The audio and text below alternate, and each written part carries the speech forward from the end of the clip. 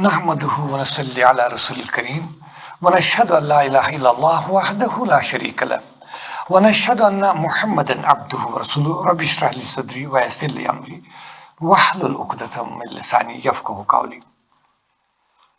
Respected and dear listeners and viewers, Assalamu alaikum wa rahmatullahi wa barakatuh. May Allah's blessings and mercies be upon us all.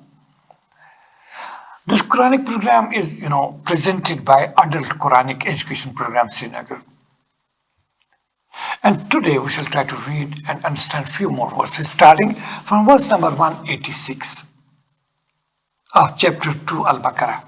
Please hold a copy of Quran in your hands. A'udhu billahi minash shaitanir rajim.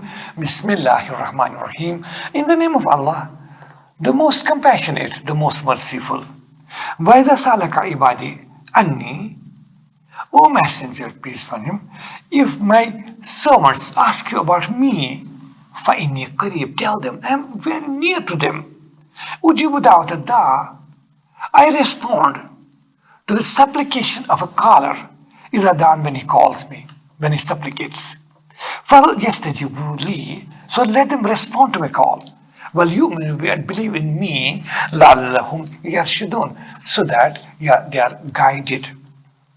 أُحِلَّ لَكُمْ, lawful has been made for you, لَيْلَةَ الصِّيَامِ, the nights of fasting, nights of Ramadan, الرَّفَثُ إِلَى نِسَائِكُمْ, to have sex relations with your wives.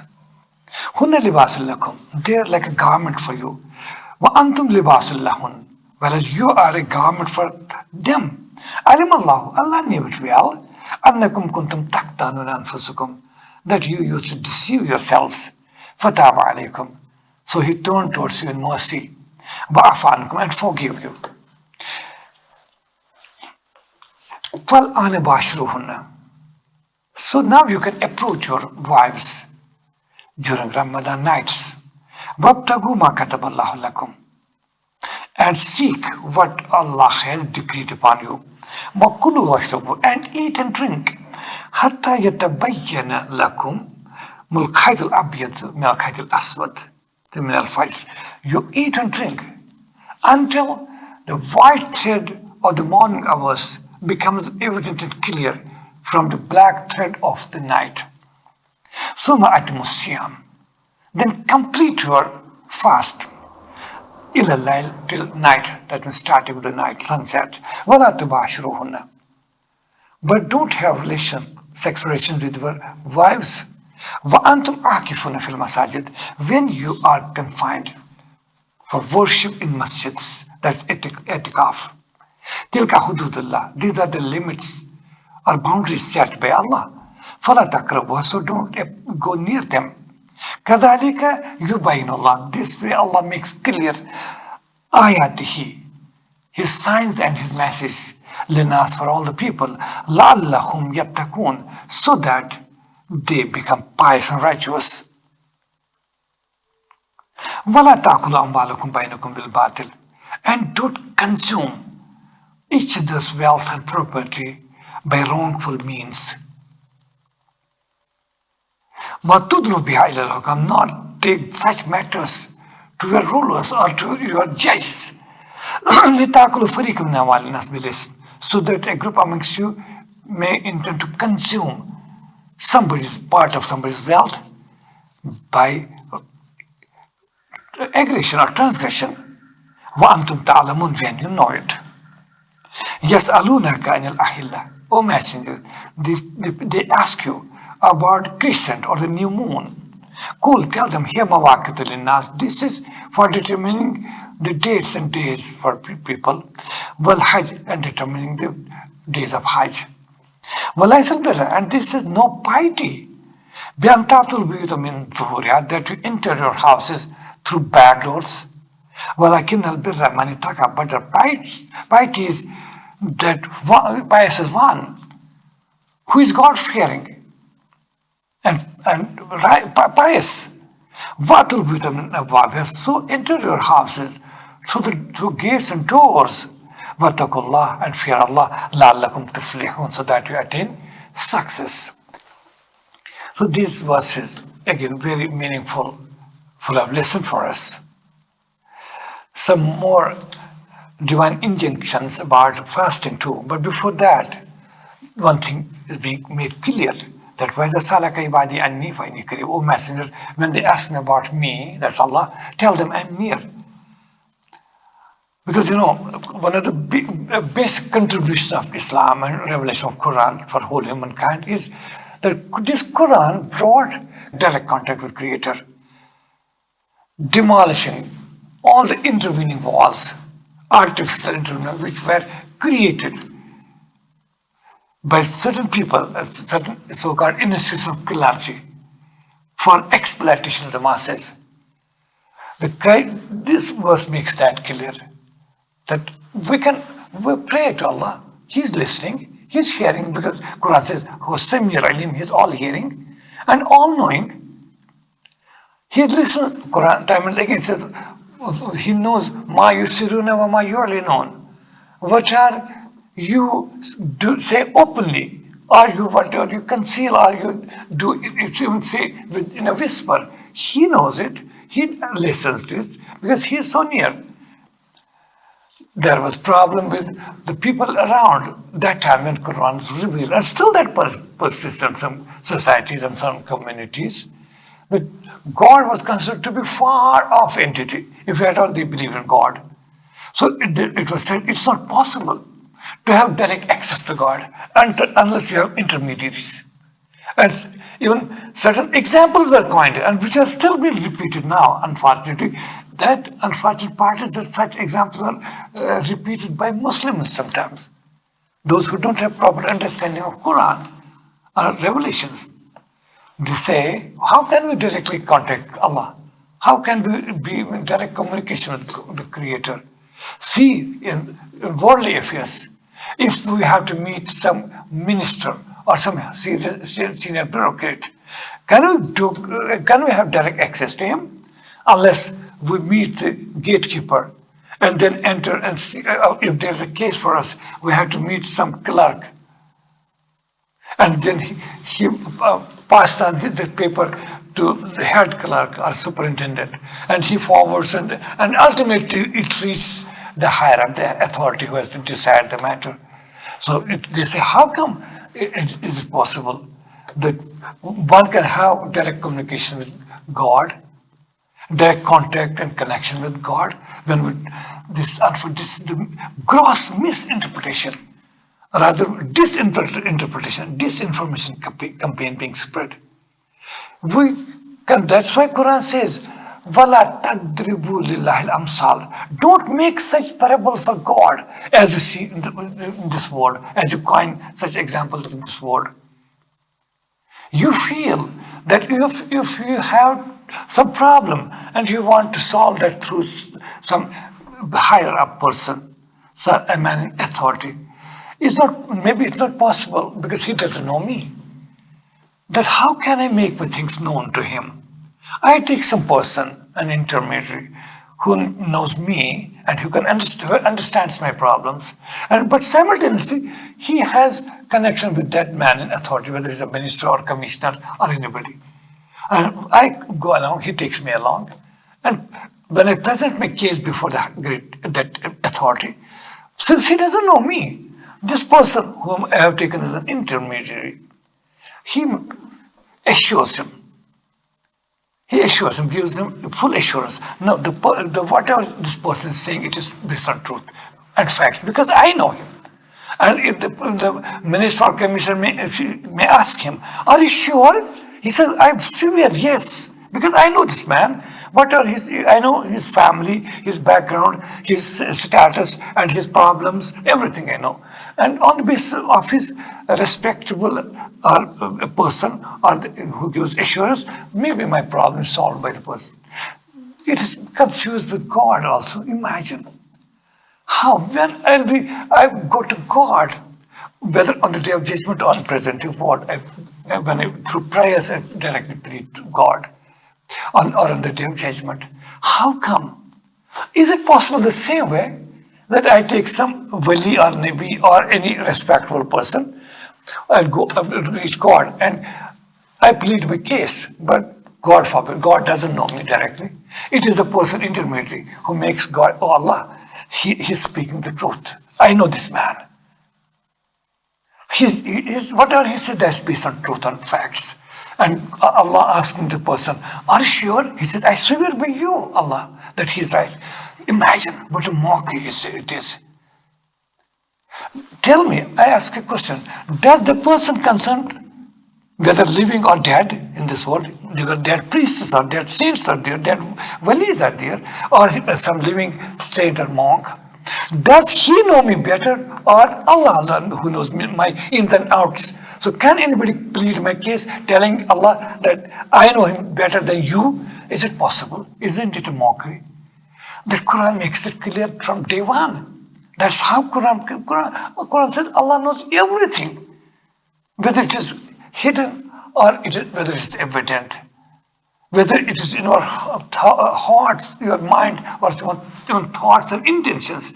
He knows. Nobody in this world can understand my intentions. I'm presenting Quran before you. You are only concerned with my words, my lip movements. You don't know the intentions behind it. Its intentions are known only to Allah. And how come I can feel that somebody as an intermediary can plead my case before Almighty Allah? That Quran makes clear. These were the problems created by humans around. And people, the common man was trapped. Quran broke all these shackles, brought man directly in contact with God, telling him, O messenger, if my servants ask you about me, where am I? Tell them, I'm near. And at some place other in Quran, how near? Quran has an explanation that too. Quran explained that too. Nahnu akrabu ilayhi min hablil warid. We are nearer to a person than even his jugular vein. So how come when Allah is so near to me, I pray, He listens, and I express myself, and He watches me. And by watching, I mean He watches my face as well as my heart and my mind. Everything's clear. So this is what Prophet taught us. That's it. When my servants ask you about me, finally tell them I'm near. Ujibu da'wata. I respond to the call of the caller whenever he is adhan, whenever he calls me. When anybody prays, seeks help from Allah, even if it may be in a whisper, as Quran explains in chapter Al-Araf, that even I whisper, Allah, save me. I'm your servant. I need your help. I'm in distress. I'm in pains and agonies. Oh Allah, you help me. You relieve me of all the pains and agonies and my problems. Before whom can I plead my case other than yours? Who can solve my problem other than you, oh Allah? This prayer teaches that. When we start praying, we say, Iyaka na'budu wa iyaka nasta'in. Oh Allah, Iyaka na'budu. I worship you alone. You alone we worship because there is none worthy of worship except you. But iyaka nasta'in. And we seek help from you only from you. Because there is nobody who can help us or help me. So we say in a low tone, Allah listens. So what need to cry, to shout, and use all the public address systems and microphones and loudspeakers just to highlight our prayers? Isn't it a mockery? Doesn't it go against the spirit of Islam and Quran? It's like this. For example, I use a word. I say, I'm talking to you. Just as an example, I talk in this tone. You are listening. Isn't it okay? When you are hearing, okay. But if I start shouting these words, oh, listen to me.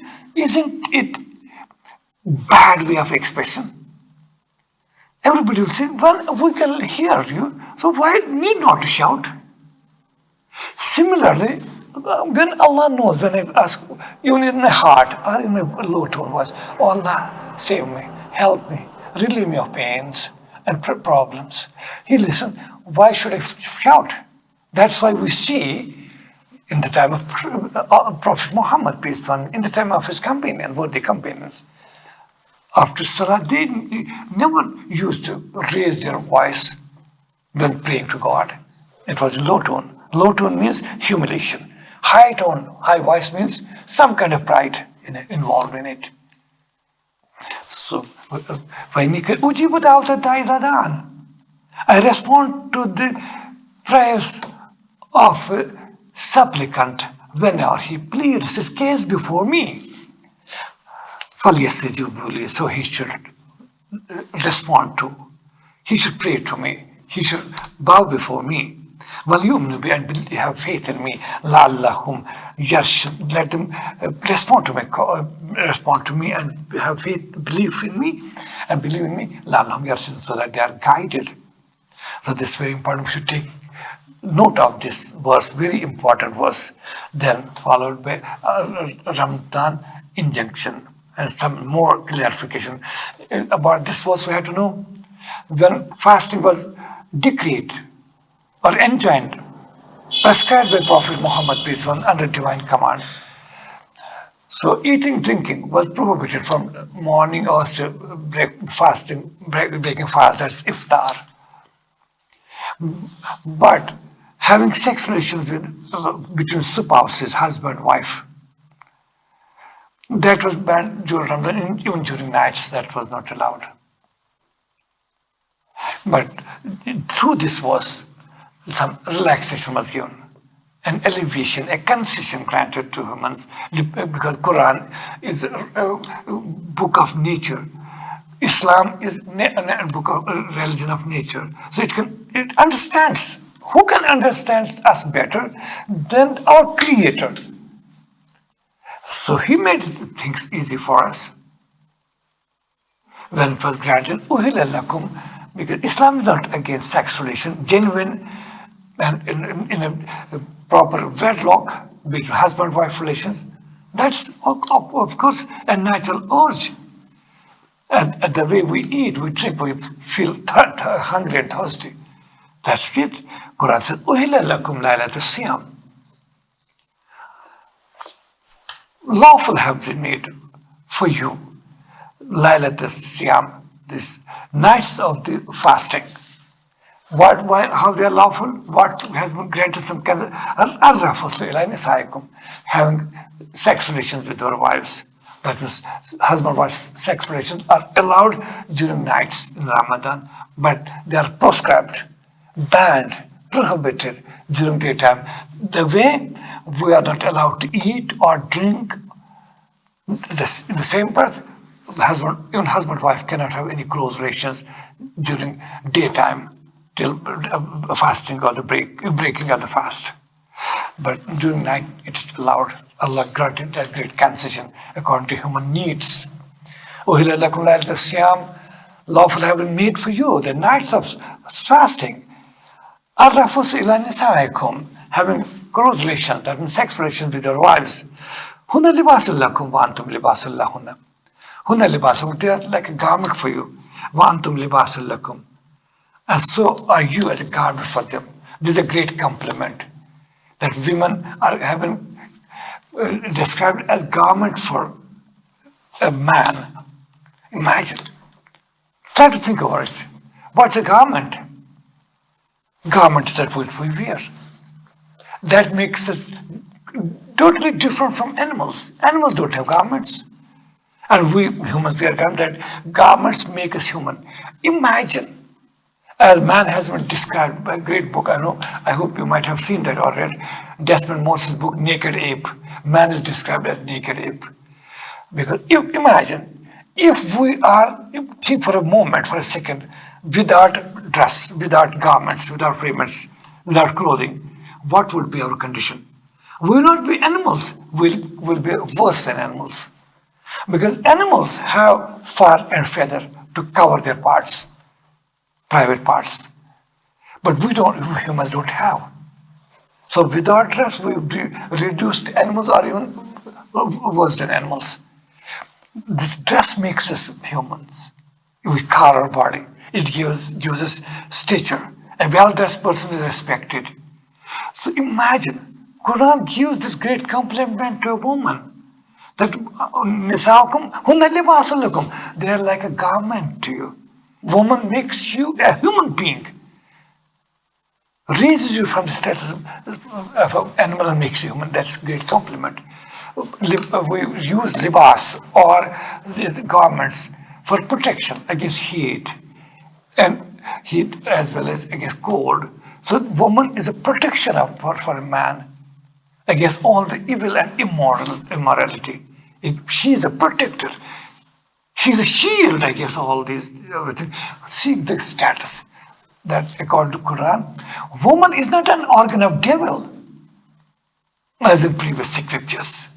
It's that woman who forced her husband to eat the fruit of the forbidden tree, though Adam was unwilling. It is woman, the Eve, which made him to eat. It's not Quran. We have read that clearly. Woman is high status. She's for man. She's like a garment. That's a great compliment. Hunna libasul lakum. They are like a garment for you. And likewise, then it is the second way. Wa antum libasul. So are you a garment for them. So, according to Quran, men and women are not equal. How can they be? There is a general concept of equality being spread in the world. How is it? Quran doesn't uphold that. How is it? From any study, tell me, how is it possible? Are men and women physically equal? Are they biologically equal? Are they anatomically the same? Different. Second, hardness and softness, sex organs and urges, how height and size, and then psychology. It cannot be the same. It's different. Yes. What Quran says, man and women are complementary. They belong to each other. When they join together, they make a perfect whole. Women have their own role in life, and men have own role. That doesn't make any gender inferior or superior. Somebody may ask, is man superior or woman? This is irrelevant question. It is like somebody asks, is an engineer better or a doctor? What would be your response? You'll say it's a fool who is asking the question, because they have their own role. This world cannot live only with doctors or only engineers. Somebody asks, is a mason better or a carpenter? This is irrelevant question. Same way, if somebody asks, is a man better or women better? This is irrelevant question. Quran says it's irrelevant. They have their own roles. Though they are the same, but they have their different roles. And problems arises when roles are interchanged. As we say in Urdu, we say that kari najar badaste gilkar. If a mason is asked to go for carpentry, a carpenter is asked to do work of a mason, that's present day problem. Then men are expected to do work which is by nature, by their body structure, by their psyche, by their own psychological aspect dimension they have. If women are asked to do the job of the man, that creates a problem. Kari najar badaste gilkar. Gilkar means mason. Najar means carpenter. When carpenter is asked to do masonry work, and mason is asked to go for carpentry, that's present day world what we see. That a kind of equality Islam believes in. Everybody has its own role, and they are complementary. They are garments for each other. Perfect. Alim Allah. Then Quran says, Alim Allah. Allah knew. Annakum kuntum taktanuna anfusakum. That you used to cheat or deceive yourselves. That it's about the sex relation during the nights of Ramadan. After all, Sahaba, they were great people, best of the best. But simultaneously, we have to understand, they too were humans. They had their urges and aspirations. Some people, some were slept here and there regarding this, when sex relations were not allowed during nights of Ramadan or during fasting. Oh. So Quran says, Alim Allah, Allah knew annakum kuntum taktanun, that you used to cheat or deceive yourself somehow, deviate or turn away from this. Fatah alaykum. Now Allah turns towards you in mercy. He now turns to mercy. And forgive you. He forgot what has happened in the past, that's forgiven. Now you can have your relations with your wives. That means during the nights, not during daytime. Daytime is strictly prohibited. And seek what Allah has decreed. That means by mutual relations, you seek the pleasure and production of offsprings. You seek because this is for you. Allah has made you. Allah has made a woman. Allah has made a man. And it is a God who made man for a woman and woman for man. So let them enjoy their life within the set norms of morality and chastity and modesty. Not unbridled relations and sex. Now you can have relations with your wives, with your spouses. And seek what Allah has ordained upon you. Then about fasting it is eat and drink. That means during fasting, you continue eating till the white thread of the morning becomes evident and clear from the black thread of the night. That means it's just a symbolic. That means you can eat during night, right from sunset. From sunset, we break our fast and then we start eating or drinking. We can continue. We can eat during night, anytime. But we can continue it till morning. When this parable means, or this example, the way it has been explained to us, it means when night is coming to an end and early morning hours start, that is suhoor time, that is adhan time. You can eat them. That's explained. You continue eating till white thread of the morning becomes clear from the black thread of the night. That means when night is on the verge of completion and just morning is about to start. The small hours of the day, that's what called suhoor or sahar time. At that time you stop eating. There's a limit you can eat. Then complete your fasting. Complete your fast till the night. What does night mean? Night here means the beginning of night. When does night start? Night starts with sunset. That's what is meant. It doesn't mean fast till there's dark night, 8 o'clock, 9, 10, midnight. Night here means you then complete your fast till night. That means when night starts. And according to all the set norms of nature, night starts with sunset. That means day is ending and night has started. That is iftar time. The fast, breaking of the fast time. But it was this leniency, this concession was granted that man and woman can have sex relations during nights of Ramadan and fasting.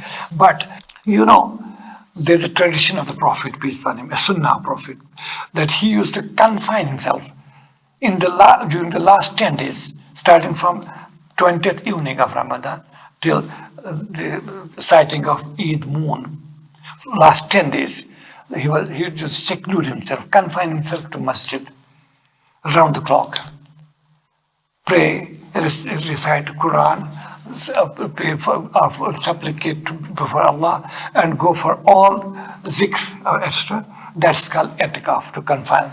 But during this etikaf, man-woman relation, sex relations are not allowed. Because it's especially reserved for this confinement and for worship, those last 10 days. It was part of the verse talks about that. Wala tubashruhunna. So don't go near, don't approach your wives for sex relations. Wa antum aqifun. Aqifun means etikaf. The last 10 days of Ramadan. Etikaf, during that time, no. If somebody volunteers himself to confine himself in the masjid for 10 days etikaf, no sex relation, nothing doing. Fil masajid, in masjids when they are. Tilka hududullah, these are the limits set by Allah. Fala taqrabu, don't go near them.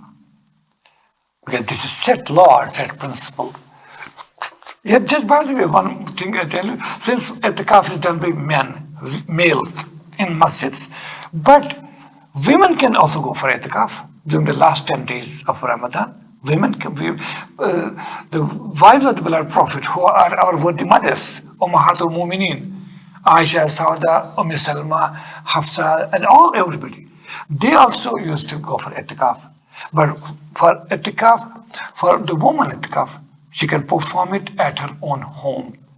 That means cut a side of a room and confine herself for the last 10 days and go make a niyyah or intention of itikaf. She can have itikaf and ask, pray for all the rewards and expect all the rewards from Allah.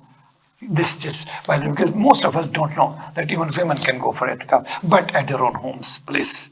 كَذَلِكَ يُبَيْنُ اللَّهُ آيَاتِهِ لِلنَّاسِ. Thus, Allah makes everything clear for people, or signs or message clear. لَعَلَّهُمْ يَتَّقُونَ, so that they attain piety and they become righteous. صدق الله العظيم وصدق رسوله النبي الكريم والحمد لله رب العالمين.